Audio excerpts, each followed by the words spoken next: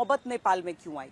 ये नौबत नेपाल में इसीलिए आई क्योंकि वहां के लोगों ने साफ साफ देखा कि जो बड़े बड़े लोग हैं, जो बड़े बड़े नेता हैं, उनके जो बच्चे हैं वो तो बहुत ऐशो आराम की जिंदगी जी रहे हैं और नेपाल के नौजवानों को दूसरे देशों तक में भटकना पड़ रहा है एक रोजगार के लिए। तो इसी करप्शन के विरुद्ध यानी भ्रष्टाचार के विरुद्ध और इसी जो नेपोटिज्म है उसके विरुद्ध यानी वंशवाद जो वहां पर चल रहा है उसके विरुद्ध नेपाल के युवा, नेपाल के लोग सड़कों पर उतर आए।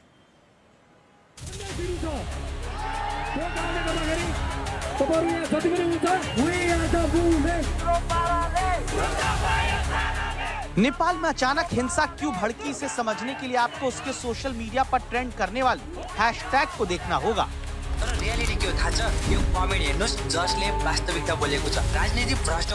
नेपाल के सोशल मीडिया पर hashtag nepo kid, hashtag nepo baby और hashtag politician nepo baby Nepal hashtag trend कर रहे हैं। यानी छात्रों का गुस्सा नेपो किड मतलब नेताओं के उन बच्चों के खिलाफ भी है जो अय्याशी भरी जिंदगी दावा है कि जी रहे हैं, लेकिन नेपाल के देश के युवाओं के पास रोजगार नहीं है। छात्रों का अभियान नेपाल की राजनीति में पनप चुके वंशवाद, विशेषाधिकार की संस्कृति और भ्रष्टाचार के खिलाफ उतरा। नेपाल के आम नौजवानों में नेपो किड यानी नेपोटिज्म मतलब भाई भतीजावाद को लेकर भारी गुस्सा है। यानी एक तरफ नेताओं के बच्चों और रिश्तेदारों को मिलने वाली मलाई है, वहीं दूसरी तरफ आम लोगों को दो रोटी मिलना मुश्किल।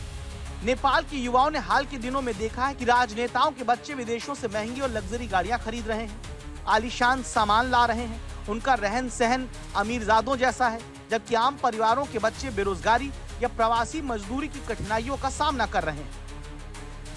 पिछले कुछ समय से नेपाल के सोशल मीडिया पर नेताओं के बच्चों के आलीशान जीवन की तुलना आम लोगों से होती रही। इस तरह के वीडियो के जरिए दिखाया जा रहा है कि नेपाल में नेताओं के बच्चे कैसे महंगी घड़ियां पहन रहे हैं। दावा है कि ये घड़ी $10,000 से ज्यादा की, जिसकी कीमत भारतीय रुपए में 9 लाख के आसपास है। अब ये तस्वीर देखिए जिसमें कहा जाता है कि नेपाली नेता ने जो जूता पहना वो करीब 1.5 लाख रुपए का है।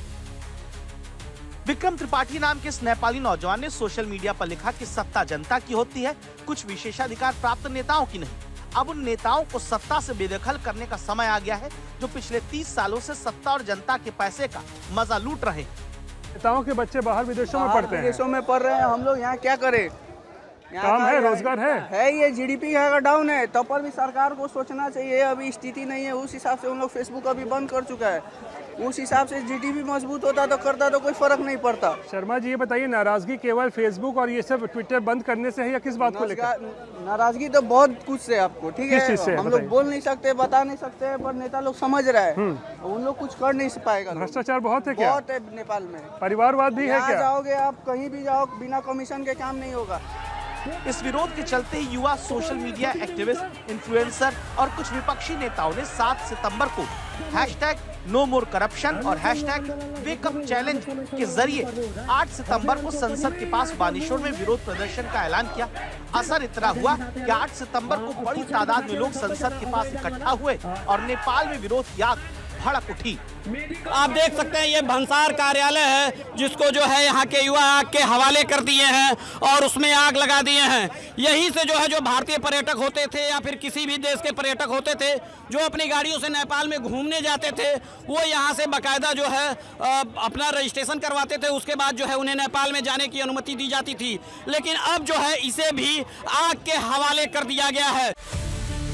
अब ये तस्वीर देखिए जो नेपाल के पूर्व प्रधानमंत्री शेर बहादुर देउबा के बेटे जयवीर सिंह देउबा की है, जिन्हें अपने पिता के नेतृत्व वाली नेपाली कांग्रेस पार्टी में शामिल कर दिया गया।